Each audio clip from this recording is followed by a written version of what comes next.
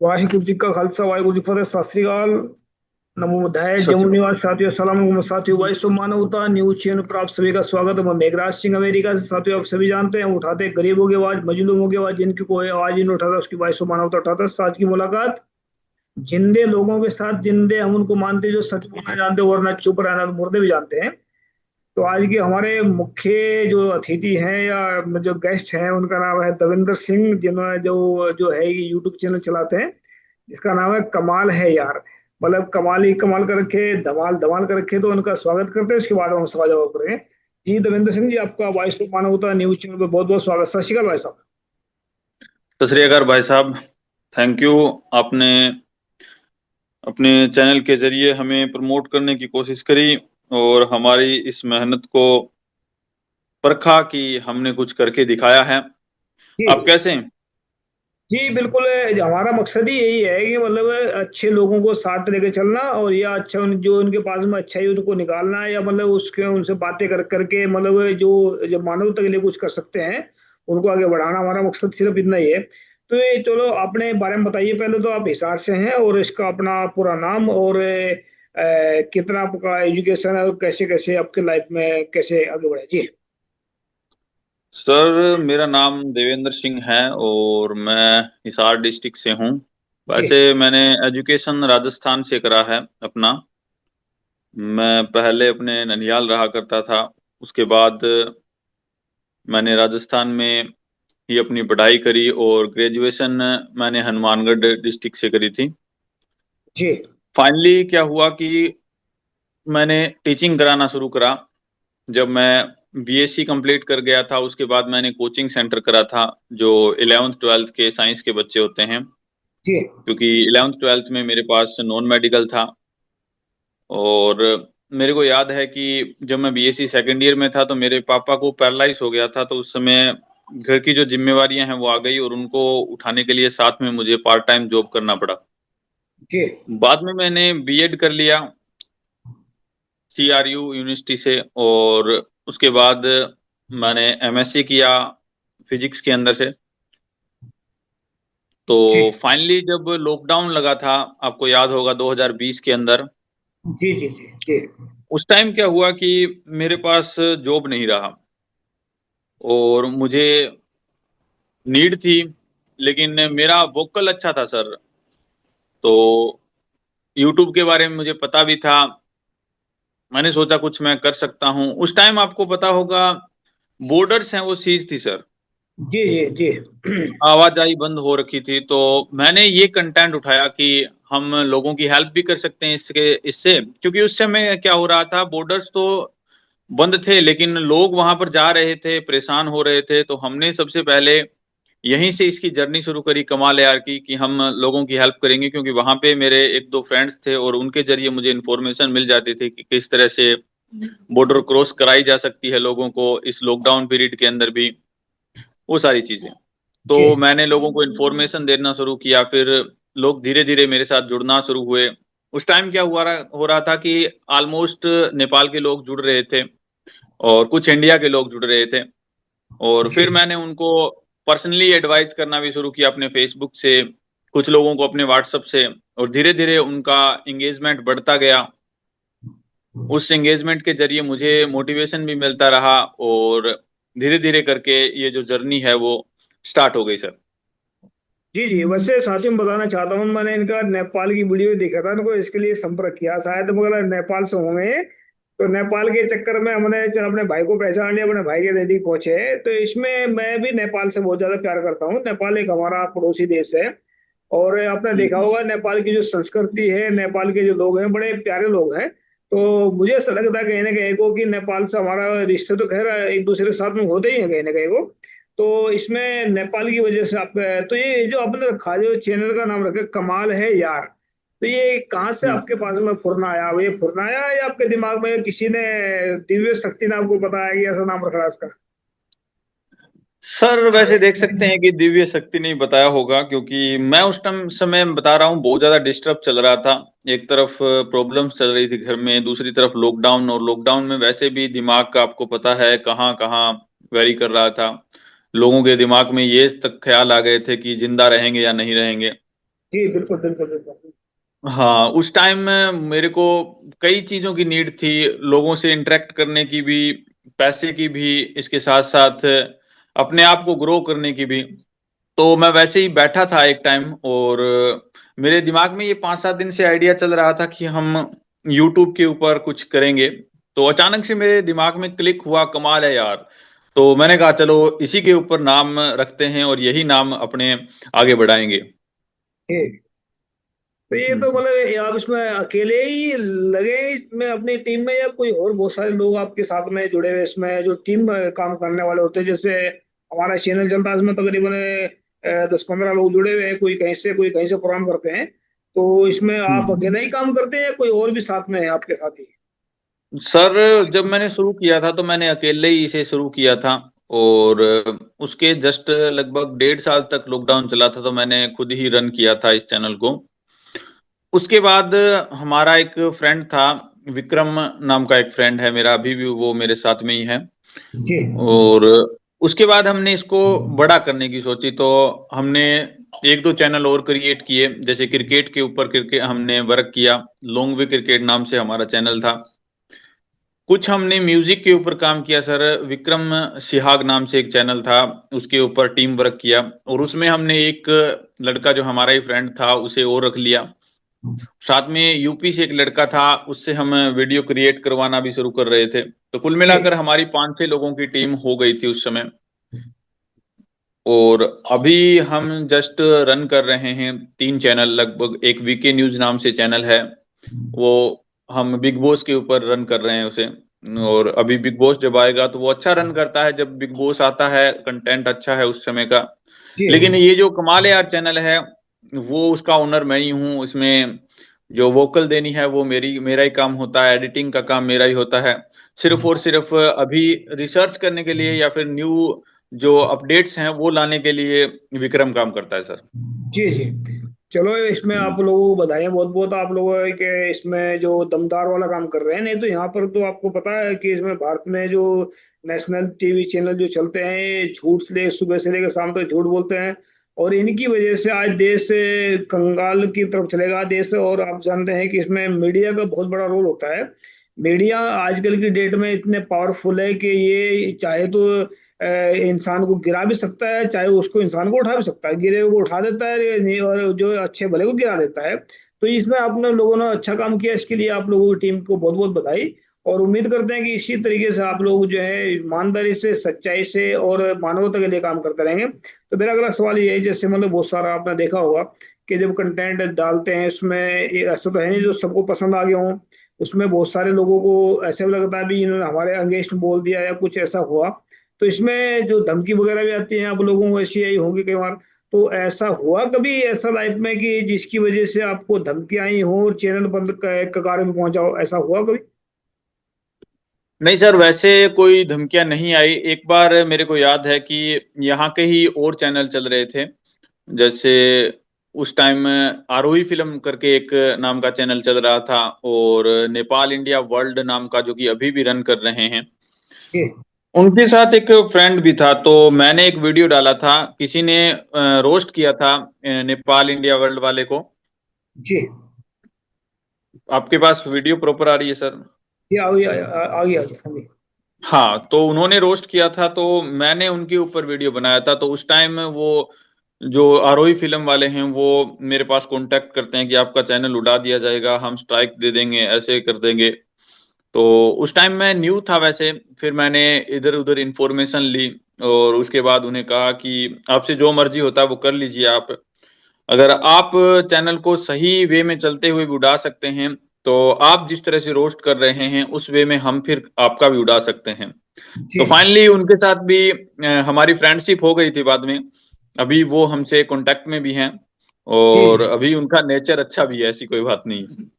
ये तो होता ही है ना, जब दमदार को दमदार मिल जाएगा तो फिर तो झुकना पड़ता है इंसान को। जब अगर आदमी सही हो ना तो मतलब होता है। कई बार क्या इंसान अगर छोटी ही बात पर घबरा जाता है इंसान। अगर जब इंसान को पता है कि मैं सही हूँ, फिर घबराने की जरूरत नहीं है, उसको जवाब देने की जरूरत होती है। तो आपने जो उसमें वक्त को संभाला वो अच्छा रहा, क्योंकि क्या होता है अगर आप घबरा जाते तो इस आदमी दुश्मन के तौर से आज के आपके साथ में खड़े होते आए। तो आज दोस्त बने हुए हैं इस करके वो कि आप सही हैं। तो इसलिए सही के दोस्त भी वक्त पाकर बढ़ जाते हैं। तो आगे जो है अभी आने वाले वक्त में आप लोग क्या करना चाहते हैं? मतलब ये देखो भारत के हालात इतने खराब है कि आप अच्छी तरह जानते हैं। तब हम्म। तकरीबन तकरीबन ये जो मीडिया चलता है भारत में जो है, इसने बहुत सारे लोगों को गुमराह कर दिया है। और यहाँ पर भुखमरी भी बहुत ज्यादा बढ़ी है। और बहुत कुछ ऐसा चल रहा है जिससे मतलब आने वाला वक्त बहुत खतरनाक है, खतरनाक दौर से दूर रहा है। कि नौजवान, आप लोगों को पता है कि नौजवान जो है बेरोजगार हो बैठे हैं। तो इनके लिए आप लोग आवाज उठाने का काम करेंगे या इनको रोजगार दिलाने का काम करेंगे? क्या करना चाहते हैं आप लोग जी? सर मैं इसी प्लेटफॉर्म के ऊपर कुछ वर्क कर रहा हूं अभी। और आपने जो मीडिया की बात करी, तो मेरे को याद है कि एक बार कंट्रोवर्सी हुई थी नेपाल और इंडिया के बीच में, जो कंट्रोवर्सी इस एरिया को लेकर थी, लिपियाधुरा लिपुलेख काला पानी के बीच में। तो जी जो पब्लिक है, वो नेपाल की पब्लिक ऐसा मान रही थी कि वो हमारी जमीन है, और इंडिया की पब्लिक ऐसा मान रही थी कि वो हमारी जमीन है। जी जी तो जी उस समय क्या हुआ था कि ये मीडियाज बहुत ज्यादा हाइप कर रहे थे, उसको बहुत ज्यादा बढ़ा रहे थे उस मुद्दे को। जैसे थंबनेल के अंदर ऐसा कुछ लिख दिया, अंदर भी ऐसा कुछ लिख दिया भी, नेपाल को एक दिन में हरा देंगे, वैसे कर देंगे, युद्ध हो जाएगा। तो उससे क्या हुआ कि इन दोनों देशों की पब्लिक है, उनके अंदर गुस्सा आ गया। जैसे कि जी मीडिया कुछ भी मैसेज देता है तो उसका डायरेक्ट इम्पैक्ट पड़ता है लोगों के ऊपर। जी और जी इससे फिर जो हमारे और नेपाल के बीच में रिलेशन है, जो आप भी जानते हैं बहुत सदियों पुराने रिलेशन है, जी उनके बिल्कुल। अंदर कहीं ना कहीं बहुत बड़ा गहरा असर पड़ा पड़ा था। और उसको हमने खत्म करने का काम किया था सर। हमने जो एक्चुअल न्यूज़ थी उसको बताने का काम किया था, मीडिया को एक्सपोज करने का काम किया था।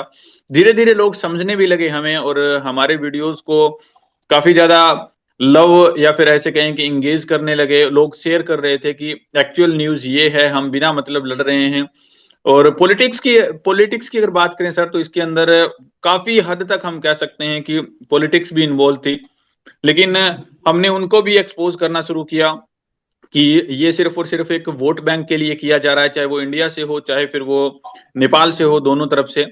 और फाइनली सर ये मुद्दा, हम सोचते हैं कि कुछ हद तक हमारा इसमें कंट्रीब्यूशन था, कि जिससे दोबारा से वैसे ही रिलेशन बने नेपाल और भारत के। जी जी। नहीं, इसके तो आप बधाई के पात्र हो, क्योंकि इसमें देखो, इसमें जब दोनों जगह से लड़ाई बची है ना, तो इसमें भी देखा होगा ना, अपना पाकिस्तान का जो इसमें लड़ाई अभी जो जंग चला है, इसमें 5 दिन में ही कितने अरबों खरबों का नुकसान हुआ भारत का। उधर का भी हुआ, इधर का भी हुआ। तो लोग मरे। अब इनका क्या, जो राजनीति जो जो जो राजनीति के अंदर बैठ कर जो खेल खेल रहे हैं, उनका क्या गया? उन लोग तो कुछ भी नहीं गया। वो तो मीडिया ने, जो मीडिया वाले मीडिया में बैठे हैं वो वहां पर बैठे हैं, लेकिन जो आम लोग मरे हैं इसमें, या मिलिट्री वाले मरे हैं। तो जो जो जहाजों का नुकसान हुआ है, तो ये कौन भरेगा? तो ये जो मतलब गलत, अभी इन्होंने देखा होगा, अपने मीडिया ये भी देखा होगा भाई, इन्होंने क्या अभी वहां तक कब्जा कर लिया, उसमें ये सब चले गए, जबकि ऐसा कुछ भी नहीं है। तो अपने लोगों को कितना मतलब बेवकूफ बनाते। तो ये आपने मतलब ये समझो कि आप लोगों ने ये इतना बड़ा बड़ा काम करके दो देशों के लोगों को जो है युद्ध को रोक दिया आपने। युद्ध को रोकने का मतलब है अपने लाखों करोड़ों लोगों का मतलब एक जीवन दान का एक रक्षा कवच कह सकते हैं कि आपने रक्षा कवच का काम किया। तो ये आप लोगों का बहुत अच्छा काम किया आप लोगों ने। तो अभी जो है मतलब देखो, इसमें हमारे पास एक प्लान है भारत में जो, क्योंकि भारत जो है ना इस कगार पर पहुंचेगा तो गरीबी ज्यादा बढ़ गई है, बेरोजगारी ज्यादा बढ़ गई है ना। तो हमारे पास प्लान है कि मैं भारत को, पूरे भारत को हम एजुकेशन फ्री करना चाहते हैं और हेल्थ फ्री करना चाहते हैं। अगर ये 5,000 उसमें हमारे प्लान से 5,000 लोगों को हर स्टेट में नौकरी मिलेगी। तो इसमें सिर्फ हमने 100 रुपये डोनेशन का करना है। 1 करोड़ आदमी हमने प्लान से जोड़ने हैं साथ में। अगर 1 करोड़ हम प्लान से जोड़ देते हैं साथ में, तो हमारे अगर 100 रुपये एक इंसान देता है तो 100 करोड़ रुपए आएगा हमारे पास में। तो 100 करोड़ में हम क्या नहीं कर सकते? मतलब अगर बिल्कुल। 5 हॉस्पिटल आप जैसे हरियाणा में रहते हैं आप, तो 5 हॉस्पिटल हम्म। बनाएंगे 25 करोड़ के। तो पांच हम्म। मतलब इलाज फ्री हो जाएगा लोगों का स्टार्ट। 5 बनाएंगे हम्म। 25 करोड़ के विश्वविद्यालय कॉलेज, जहाँ पर एजुकेशन फ्री शुरू हो जाएगी। और मतलब हम्म। 20 करोड़ में हम लगाएंगे फैक्ट्रियां, जो है छोटी छोटी फैक्ट्री हम्म। लगा देंगे जिसमें नौजवानों को रोजगार मिलना शुरू हो जाएगा। तो 15 करोड़ में हम बनाएंगे टीवी चैनल, जो फिल्में बनाएंगे, नाटक बनाएंगे। और 5 करोड़ भरेंगे हम टैक्स इसमें से। और 5 करोड़ जो हम्म। है उन लोगों को देंगे जो पैसा इकट्ठा करके देने वाले हैं। तो ऐसा हमारा हम्म। प्लान इसमें। तो ये जो हालात अगर एजुकेशन फ्री कर देते हैं और हेल्थ फ्री कर देते हैं, तो ये तो कितना हम्म। बड़ा फायदा होगा लोगों को। थोड़ा अंदाजा लगा के बताएं इसमें ये बात कहाँ तक ठीक है या गलत है? हमारा जो प्लान जो हम लेकर आ रहे हैं प्लान, तो ये आप कैसे मतलब इसको देख रहे हैं जी? बिल्कुल सर, अगर आप एजुकेशन के अंदर और हेल्थ के अंदर लगा रहे हैं, क्योंकि सबसे पहली प्रायोरिटी होती है किसी भी इंसान के लिए उसके हेल्थ की, और अगर उसकी हेल्थ इश्यूज नहीं है या फिर उसके हेल्थ इश्यूज आते हैं और उसे एक चीप प्राइस के अंदर भी इलाज मिलता है सही, तो ये उसके लिए सबसे बेस्ट हो सकता है। और ये जो गरीब तबके के लोग हैं, जो लोअर मिडिल क्लास तबके के लोग हैं, उनके लिए सबसे बेस्ट प्लान रह सकता है। जी दूसरी बड़ी बात आती है सर कि किसी भी देश की नींव टिकी होती है उसके फ्यूचर जनरेशन से, और फ्यूचर जनरेशन को अगर तैयार करना है तो उनके लिए एजुकेशन आज के टाइम में सबसे इंपॉर्टेंट है, चाहे वो टेक्नोलॉजी के अंदर आगे बढ़ना चाहे, क्योंकि टेक्नोलॉजी का आज देश के अंदर या फिर वर्ल्ड के अंदर हम बात कर सकते हैं बहुत ज्यादा बड़ा महत्व है। फिलहाल एआई की हम बात कर सकते हैं। तो ये चीज जब भी पॉसिबल हो सकती है जब बच्चों को हमें वेल एजुकेशन दें, या फिर ऐसे कहें कि धरातल के ऊपर उतार के एजुकेशन दें। क्योंकि अभी जो सिस्टम चल रहा है इंडिया के अंदर एजुकेशन का, तो वो मैं टीचर हूं इसलिए मैं सरफेस कर सकता हूं, बच्चों को ज्ञान बहुत है लेकिन किताबी ज्ञान बहुत है। प्रैक्टिकली नॉलेज की अगर बात करें तो वो बहुत ज्यादा कम, या फिर ऐसे कहें कि 5 या 10% मोस्ट ऑफ, जो कि उनको बहुत ज्यादा परेशान भी करता है। वो हिचकिचाते हैं इस बात से कि जो पढ़ा है वो सही होगा या नहीं होगा, जो प्रैक्टिकल पर उतारने की बात करते हैं तो। जी क्योंकि हमारे पास इतने ज्यादा अपरेटस नहीं है, क्योंकि हमारे पास इतना बड़ा सिस्टम नहीं है जिससे कि हम उन्हें प्रैक्टिकल नॉलेज दे सकें हर एक चीज का। और जब तक हम ऐसा नहीं कर पाते तब तक वो जो किताबी ज्ञान है वो एक्चुअल में इम्प्लीमेंट नहीं हो पाता, और उससे एक जो ऑलमोस्ट बच्चे हैं वो वैसे ही बन के रह जाते हैं। कुछ एक सुपर बच्चे होते हैं वो तो अपने किताबों के ज्ञान से ही बहुत बहुत कुछ कर सकते हैं, लेकिन हम कह सकते हैं जो एवरेज चिल्ड्रंस हैं वो इतना कुछ नहीं कर सकते जब तक उनको दिखाया ना जाए, जब तक उनको कराया ना जाए।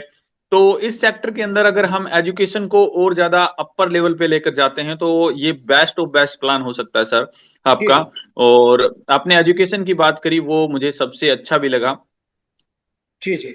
एजुकेशन फ्री है, हेल्थ फ्री करेंगे इसको हम, क्योंकि हेल्थ में आपको देखो, आपको पता है कि जब इंसान एक अगर एक 1200, मतलब अगर मान के चलो एक परिवार का 1200 रुपये साल का जा रहा है डोनेशन का। अब एक साल में अगर इंसान का कम से कम मान कर लो 50,000 रुपये तो साल का एजुकेशन के ऊपर, हेल्थ के ऊपर लग जाता है। तो 50,000 में तो सिर्फ कितना का 1200 रुपये का, और 1200 में मतलब 48,800 उसको घर बैठे बच गया पैसा। तो ये पैसा उनको बचेगा भी है। नंबर नंबर दूसरी बात ये भी है ना, आपने देखा होगा जहाँ पर इलाज फ्री होता है ना, तकरीबन आदमी सोच करके कई बार बीमार भी नहीं होता है भाई। वो ये साइंटिफिक मतलब साइकोलॉजिकल होते हैं सिस्टम, जहाँ पर जब पैसे ज्यादा लगते हैं तो इंसान फिर तकरीबन वैसे ही बीमार होना शुरू हो जाता है। भाई पैसे तो डर बैठ गया उसके अंदर। तो ऐसे भी हो सकता है। तो इसमें हम आने वाले को बहुत जल्दी लेकर आ रहे हैं प्लान को उसको। तो अभी मैं आपसे चाहता हूँ कि जो आप लोग काम करना चाहते हैं इसमें, देखो हमारा जो मकसद है भारत को शेप करना है। जो जो आपने बताया भी, जो जो नौजवान लोग हैं, नौजवान देश की रीढ़ की हड्डी होता है। और आजकल का जो नौजवान है, भारत का जो नौजवान है वो बेरोजगार है। अब बेरोजगार इंसान जिसके पास वो रोटी खाने को नहीं है, और वो जब वो रोटी खाने को नहीं है उसमें फिर क्या करेगा आदमी? अब जब खासकर बूढ़े बूढ़े बैठे हैं, ये पॉलिटिक्स के अंदर बैठे हैं सारा सारे, इन्होंने पूरे देश का सत्यानाश कर दिया। तो मैं मेरा बड़ा एक तो एक आपने देखा होगा इसमें कि एक तो बोलते हैं जो हाईएस्ट एजुकेटेड लोग भी ऐसा बोलते हैं कि हमें राजनीति बहुत गंदी चीज होती है, वहां जाना नहीं चाहिए। बहुत सारे पढ़े लिखे, आप भी पढ़े लिखे हैं, तो आपने अभी सुना हुआ है, देखा होगा, बल्कि सोच इसको देखते हैं, मान भी लिया होगा कि जब राजनीति मतलब वो गंदी चीज होती है तो वहां जाना नहीं चाहिए। जब अच्छे लोग राजनीति में नहीं जाएंगे तो वहां गंदे जाएंगे, तो गंदे फिर गंदगी बिल्कुल फैलेंगे। फिर गंदगी जो फैलाते हैं फिर वो अच्छे लोगों को प्रॉब्लम में डालते हैं। तो इसीलिए अच्छे लोगों को तैयार करना बहुत जरूरी है। नौजवान अगर इसमें आ जाते हैं, कम से कम अगर 100 नौजवान पूरे भारत से इकट्ठे होकर ईमानदार सच्चे हों तो पार्लियामेंट में जाएंगे, तो जितने भी 1,000 या 2,000 जितने भी बेईमान ठग बैठे हैं वहां पर में, इस सब के सब रास्ता ना पाए। क्योंकि एक आदमी के जाने से नहीं फर्क पड़ता है।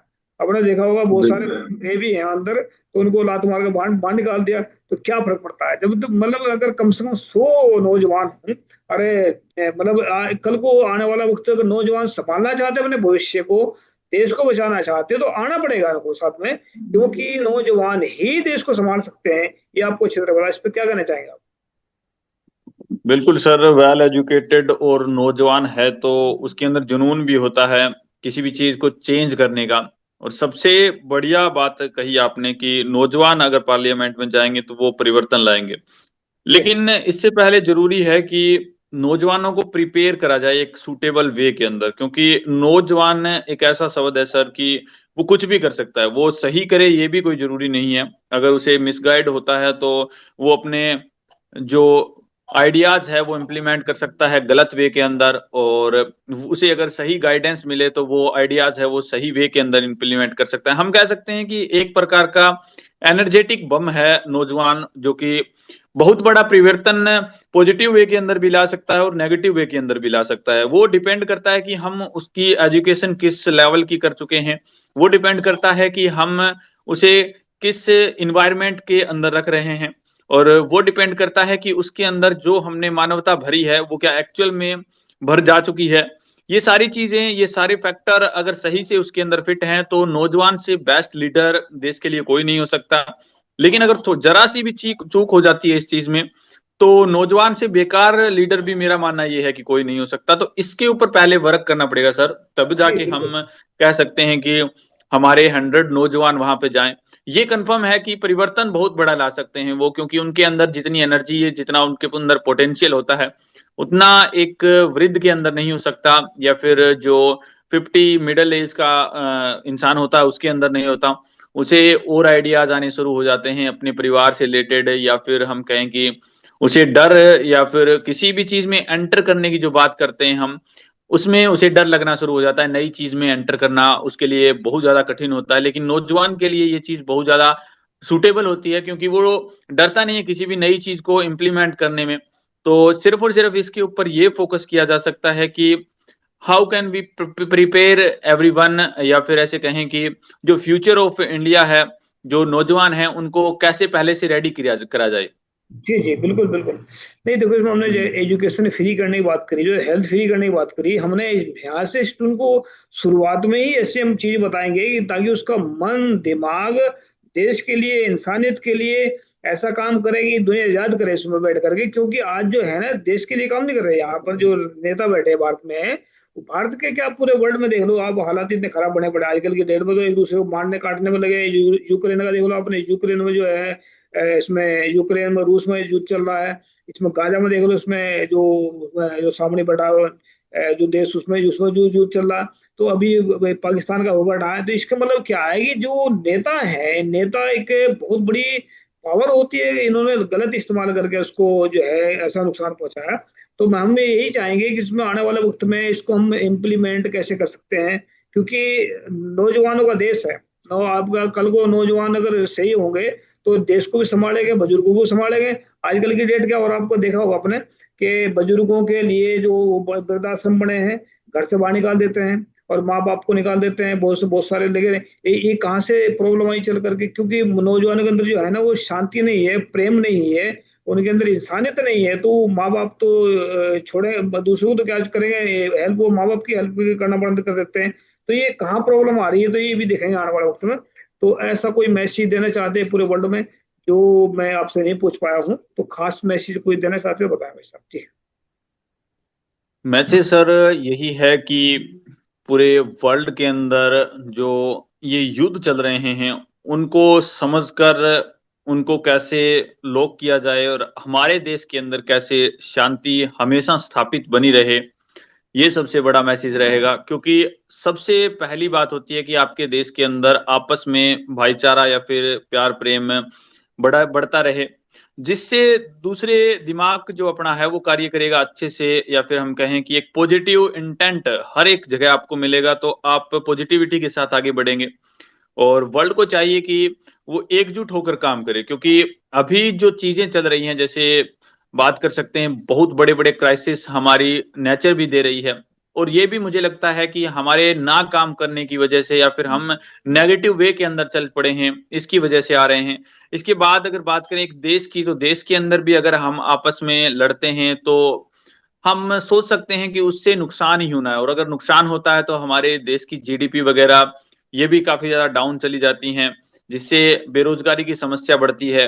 या फिर हम कहें कि हमारे पास ऐसे कोई रोजगार है नहीं जिसके लिए हम घर में रह सकें या फिर घर से ज्यादा दूर ना जाना पड़े, तो जिससे हमें अलग अलग जगह पर भटकना पड़ता है या फिर ऐसे कहें कि पैसे के लिए भागना पड़ता है।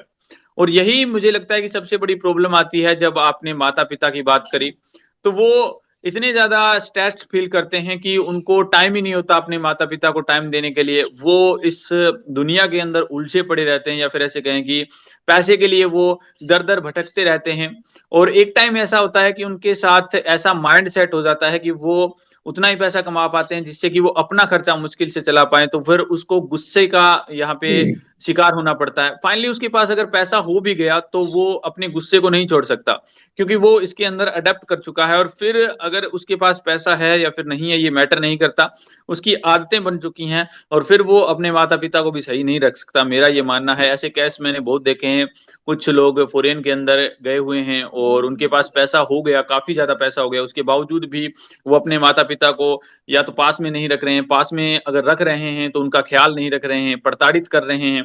ये चीजें कहीं ना कहीं उनकी हॉबी में आ जाती है। तो ये कहीं ना कहीं हम सोच सकते हैं कि शुरू से हमें इस चीज को, इस फ्रेमवर्क को कहीं ना कहीं लेके चलना पड़ेगा, प्लानिंग करनी पड़ेगी। उसके बाद कुछ ऐसे रिजल्ट्स हमारे सामने आएंगे समाज में कि बच्चे या फिर बूढ़े एक साथ मिलकर रह रहे हैं, हमारे माता पिताओं को अच्छा तरीके से रख रहे हैं। और इस चीज का जो बच्चे हैं उनके ऊपर भी असर पड़ेगा कि अगर हम माता पिता को अच्छा रख रहे हैं तो हमारे बच्चे भी उस चीज को देख के ऑब्जॉर्व करेंगे। और साइकोलॉजिकल इम्पैक्ट है कि जो बच्चा है वो ऑब्जॉर्व करके सबसे ज्यादा सीखता है सर। तो जी बिल्कुल। जैसा उसे ऑब्जॉर्व करवाया जाएगा वैसा ही वो सीखेगा और ये हालात फिर आसान धीरे धीरे कहीं ना कहीं सुधरते हुए नजर आ सकते हैं। जी बिल्कुल, बिल्कुल, बिल्कुल। ये जो हमने मतलब देखो माता-पिता की बात रखी हमने, इसमें क्या होता है मतलब एक तो रोज़गार जो है ना बहुत ज़रूरी होता है। इंसान के पास रोज़गार हो, थोड़ा एक टेंशन खत्म हुई है उसकी। ऊपर से घमंड इंसान के अंदर कहीं न कहीं होता है। घमंड और जो है ना इंसान के अंदर गुस्सा, ये दोनों चीज़ों को कंट्रोल करने के लिए इसमें देखना चाहिए भी इंसान अगर दूसरे को गुस्सा उतार रहा है या कोई घमंड दिखा रहा है किसी चीज़ का, उसका नुकसान उसको खुद को ही होता है। जब इसका नुकसान का पता होता है ना किसी चीज का, भाई साहब जब इंसान को पता लग जाता है कि जैसे जहर पीने से मौत हो जाती है, सबको पता है। तकरीबन जो जिसका दिमाग खराब होएगा वो पी लेता है, लेकिन जो अच्छा खासा जिसका दिमाग चल रहा है वो नहीं पिएगा उसको। तो जिसका दिमाग में ये पता लग जाता है कि गुस्से से भी इंसान को नुकसान होता है और ये है घमंड से भी इंसान को नुकसान पहुंच रहा है, तो वो कभी नहीं करेगा। फिर हमें इसको प्रैक्टिकल में दिखाना पड़ेगा हमें आने वाले वक्त में। तो जो आप ने बातें रखी सामने, देखो मुझे लगता है कि आप बहुत कुछ कर सकते हैं भारत के लिए और एजुकेट नौजवानों के खासकर के लिए। और मैं चाहूंगा कि इसमें जो जो हम प्लान लेकर आ रहे हैं भारत में, इसको हमारा साथ दे इसमें। और इसको पूरे भारत को मैं 3 साल की गारंटी देता हूँ आपको। 3 साल में पूरे भारत को एजुकेशन फ्री करेंगे और हेल्थ फ्री कर देंगे। तो एजुकेशन फ्री और हेल्थ फ्री करके तो ये अमेरिका के बराबर हम खड़ा कर सकते हैं लगभग 5 साल के अंदर अंदर। तो 5 साल में जब ये हमारा जो भारत एक सोने की चिड़िया बोलते थे उसको हम पहले, भारत को इसको सोने का चिड़िया नहीं बनाएंगे, सोने का बाज बनाएंगे। सोने का बाज का मतलब होता है कि चिड़िया को तो कोई भी खा जाएगा ना। तो कुत्ता बिल्ली कोई भी उलटा मार देता, तो बाज जो है ना बाज सबको खा जाता है। तो सोने का बाज बनाएंगे। मैं इसके ऊपर हमने गाने भी लिखे हैं बहुत सारे। आने वाला वो तो हमारा सपना है कि भारत को हम एक सच्चाई का राष्ट्र बनाना चाहते हैं। अभी तो आपको पता है किसके नाम पर चल रहा है, नफरत का चल रहा है। मेन जो भारत में है तो वर्ल्ड की समस्या क्या है? वर्ल्ड की समस्या नस्लवाद है और भारत की समस्या जातवाद है। तो मैंने बिल्कुल सर। इसके ऊपर मैंने किताबें लिखी है।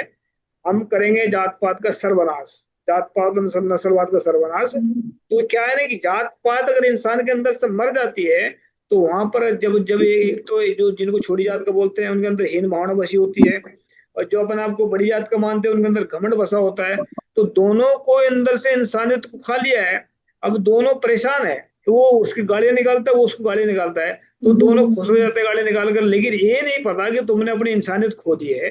तो ये जात पात भी एक बहुत बड़ा समस्या भारत की है। इसको हम भी आने वाले वक्त में एजुकेशन के जरिए खत्म करेंगे। और जहां पर हम जब हॉस्पिटल खोलेंगे, जब हम स्कूल खोलेंगे, तो वहां पर जात पात का जो कॉलम वो खत्म कर देंगे वहां से बिल्कुल। वहां धर्म का होगा, लेकिन जात पात को हम इससे नामो निशान मिटाएंगे ताकि जात पात का नाम लेता बंदा घबराए। तो भाई साहब आपने जो अच्छा काम कर रहे हैं इसके लिए आपको बधाई बहुत बहुत। और भी अगर कुछ और भी कुछ असली संदेश देना चाहते हैं लोगों को दे सकते हैं जी। सर आपने जात पात की बात करी, तो इसके ऊपर भी हम एजुकेशन के अंदर बहुत कुछ कर सकते हैं। जैसे कि अलग-अलग आपको पता है एजुकेशन पॉलिसीज हैं, अलग-अलग देश की ही और हमारे देश के अंदर भी अलग-अलग कुछ पॉलिसी आपको पता है, जिसके अंदर हिस्ट्री को काट-पीट के कहीं न कहीं दिखाया जाता है। जी और हिस्ट्री को अगर काट-पीट के दिखाया जाता है, अगर रियलिटी नहीं दिखाई जाती है, जिसके अंदर किसी एक ग्रुप को ऊपर दिखाया जाता है और दूसरे ग्रुप को नीचता के दायरे से देखा जाता है, ये सबसे बड़ा इम्पैक्ट पड़ता है क्योंकि हमारे अंदर शुरू से ही जहर घोलना शुरू कर दिया जाता है थोड़ा-थोड़ा, थोड़ा-थोड़ा और बाद में हम ब्रेन वॉश हो जाते हैं कि जैसे स्पेसिफिक कास्ट की हम बात नहीं करेंगे यहाँ पे, लेकिन जैसे हिस्ट्रिकली या फिर पोएट्रिकली उसको ऐसा दिखाया जाता है कि जैसे परफेक्ट ये बी कास्ट है, वो बहुत ज़्यादा कमीनी है, ऐसी है। तो उस बच्चे के अंदर हमेशा से ये रहता है कि ये कास्ट के लोग अच्छे नहीं हैं और हम बहुत ज़्यादा अच्छे हैं। तो जिससे ये ए और बी का डिवीज़न शुरू होता है। अगर उस ए और बी के डिवीज़न को हम खत्म करना है तो हमें उस हिस्ट्री को चेंज करना पड़ेगा, जो सही में है, एक्चुअल में चीज़ें हैं, उसको बच्चों के सामने रिप्रेजेंट करना पड़ेगा। जब जाके हमें पता चलेगा कि जो प्रॉब्लम है वो कास्टिज्म में नहीं है, जो प्रॉब्लम है वो बंदों में है। और जब बंदे सही हो सकते हैं, तो हिस्ट्री भी कहीं न कहीं कंटिन्यूअसली एक पॉजिटिव वे के अंदर लिखी जा सकती है या फिर बन सकती है। दूसरी बड़ी बात ये कि आदमी कभी भी गलत नहीं होता, जन्म से कोई गलत नहीं होता सर। उसके लिए फैक्टर्स मैटर करते हैं, उसका एनवायरनमेंट मैटर करता है, उसको बताने वाले, सिखाने वाले मैटर करते हैं। जो उसके अंदर भरा जाता है, वो वही उसके अंदर पूरे जीवन काम करता है। हम सुनते आ रहे हैं कि जो बच्चा है वो कोरा पन्ना होता है, वो एक्चुअल में कोरा पन्ना ही होता है। जब मैं टीचिंग कराता हूँ मुझे पता है, उसे नहीं पता कि कौन हिंदू है, कौन मुस्लिम है, कौन सिख है, कौन ईसाई है। लेकिन उसके अंदर हम इम्प्लीमेंट ऐसा इस तरीके से डिजाइन कर देते हैं एक पोर्टफोलियो के तहत कि ये अलग-अलग कास्टेज हैं। तो मैं चाहूंगा कि इस तरह की एजुकेशन से अच्छा है कि एक कम्युनिटी की एजुकेशन दी जाए बच्चों को, जिससे उनको लगे कि एक इंसानियत सबसे बड़ी कम्युनिटी है और उससे बढ़कर कोई धर्म नहीं है। मेरा ये मानना है सर। बिल्कुल बिल्कुल नहीं, सही बात है। देखो बात सारी जब हम विचार करेंगे ना लगातार किसी बात को, जैसे आपने बोला है कि इसमें कई चीजें ऐसी हैं जो मतलब जब माँ बाप बोलते हैं साथ में तो जमानतुरी अंदर इंसान के दिमाग के अंदर आ जाती है चीजें हो, तो उसको मतलब बिल्कुल निकालने के लिए जब वो चीज रिपीट की जाती है तो रिपीट को जब हम अच्छी चीज को रिपीट करेंगे तो एक दिन वो भी सामने आएगी, तो वो ये जात पात का कीड़ा है खत्म हो जाएगा। क्योंकि जात पात ने इंसानियत को खा लिया। मैंने इसके ऊपर किताब भी लिखी है, मतलब इसको वर्ड के ऊपर भी लिखी है मैंने किताब। मेरी इंग्लिश में 5 किताबें 6 किताबें पढ़ी हैं मैं अमेज़न के ऊपर, और 5 2-3 किताबें आने वाली बहुत जल्दी, और मैं 5 किताबें लिखी हैं, हिंदी में लिखी है मैंने। तो ये वर्ल्ड के में लिखी मैंने कि नस्लवाद को कैसे खत्म किया जा सकता है, क्योंकि नस्लवाद ने इंसान के अंदर से इंसानियत, भाईचारा, प्रेम सबको खा लिया है। ऐसे ही जात पात ने खा लिया है। तो जात पात जब इंसान के अंदर प्रेम भाईचारा है ही नहीं, वो फिर किसकी इज्जत करेंगे, कहाँ पर किसकी इज्जत करेंगे, तो कोई नहीं इज्जत कर रहा किसी की। तो इज्जत भी फिर एक और पार्ट ही हमें भारत के अंदर ही बना हुआ है कि वो हमारी इज्जत नहीं करते, वो हमारा सम्मान नहीं करते, या दूसरा हमारा सम्मान नहीं करता। भाई ये नहीं देखते उसके पास सम्मान है भी या नहीं है, तो सम्मान कैसे करेगा वो। तो अगर किसी के अंदर सम्मान है ही नहीं और सब सम्मान की उम्मीद करने बैठे हाँ हाँ तो यहाँ पर आदमी मार खा रहा है ना। तो यहाँ पर भी इसमें पानी करना पड़ेगा, हमें सम्मान के लायक खुद बनाना पड़ेगा। जैसे आपने बोला अभी कि बच्चे कोरा कागज होते हैं, उनको आदमी बुरा नहीं होता, इसमें जो बुरा ना तो बुरा होता है ना अच्छा होता है। तो मैंने इसके ऊपर लिखा था पिछली बार कि आदमी ना तो संत होता ना चोर होता है। चोरी करेगा तो चोर बन जाएगा, साथ अगर अच्छे विचार करेगा तो संत बन जाएगा, इतना ही तो है। तो इसमें बस ये है कि मतलब उसके अंदर विचार क्या है, अच्छे हैं कि बुरे हैं। तो देवेंद्र सिंह जी आपको बहुत बहुत बधाई, आप अच्छा काम कर रहे हैं, और उम्मीद करते हैं ऐसे ही नौजवानों को साथ लेकर के बहुत बड़ा काम करेंगे आने वाले वक्त में। और इसको भारत को जात पात की दलदल से, भुखमरी की दलदल से और गरीबी की दलदल से निकाल करके एक भारत को सुनहरा बनाएंगे। मैंने एक ऊपर स्लोगन भी लिखा था कि गरीब लोगों की धन दौलत से हम भारत की गरीबी मिटाएंगे, भारत के गरीबों को एक दिन भारत का बादशाह बनाएंगे। तो देवेंद्र सिंह जी आपका स्पेशल धन्यवाद। और वैश्व मानवता हमेशा सच्चे लोगों के साथ में, ईमानदार लोगों के साथ में। तो आपने इंटरव्यू दिया इसके लिए शुक्रिया। उम्मीद करते हैं कि ऐसे ही आप दमदार बन करके, जिंदा मिसाल बन करके लोगों के सामने आएंगे और भी अच्छा काम करेंगे। थैंक यू भाई साहब, बिल्कुल शुक्रिया। बिल्कुल। Okay, thank you. Meghraj Singh has brought the solution to the problems of the whole world in the form of a book. Book number 1. What is the solutions to the serious disputes within families in the world? This book contains solutions to the problems of families all over the world and solutions to the problems of countries all over the world. Book number 2, How Will Human Around the World Lives Freely from Mental Slavery? This book contains solutions to the problems in the minds of atheists, theists, and people all over the world. Book number 3, We Will Eradicate Racism from the Entire World. In this book, racism is spread all over the world. Racism has made life difficult for people of almost the world. This book contains the solution to end racism. Book number 4, How Can Mankind Get Ultimate Happiness? Let's find out.